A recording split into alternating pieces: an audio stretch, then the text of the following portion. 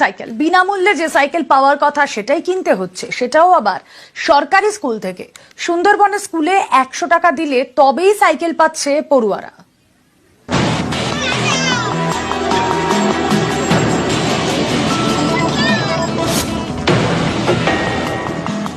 পড়ুয়াদের সুবিধার জন্য বিনামূল্যে সাইকেল দেয় রাজ্য সরকার। সবুজ সাথীর সাইকেল।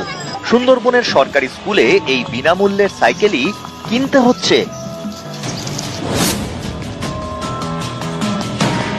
দক্ষিণ 24 পরগনার সুন্দরবনের পাচুয়াখালী হাই স্কুল।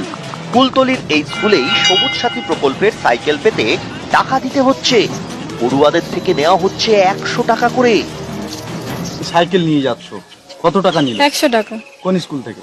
পাচুয়াখালী high school. প্রশ্ন কি করবো, হেড স্যার চেয়েছে আর উনি প্রতি বছর নেয়, কারণ আমরা নিয়েছি, আমরা জানি 100 টাকা করে নেয়, এর জন্য আবার কি প্রশ্ন করবো। কি পারপাসে নিচ্ছে তাও বলে না?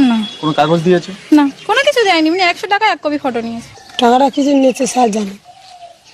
সাইকেল তো ফ্রিতে দেয়, তাহলে টাকা দিয়ে দিলেন কেন? কিছু নিয়ে টাকা নিয়ে যায় না। ফ্রিতে তো দেয় সাইকেল। ফ্রিতে দেয়, কিছু নিয়ে দেয়, সেটা স্যারেরা জানে। টাকা না দিলে সাইকেল দেয়। প্রধান শিক্ষক মেনেও নিয়েছেন এভাবে টাকা নেওয়ার নিয়ম নেই, তাহলে নিচ্ছেন কেন?